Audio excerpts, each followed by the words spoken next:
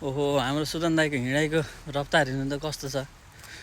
कहीँ कहीँ कहीँ हिँड्नु पहिलाका मन्त्रीहरू कसरी हिँड्थे लुहुर लुहुर लुहुर लुहुर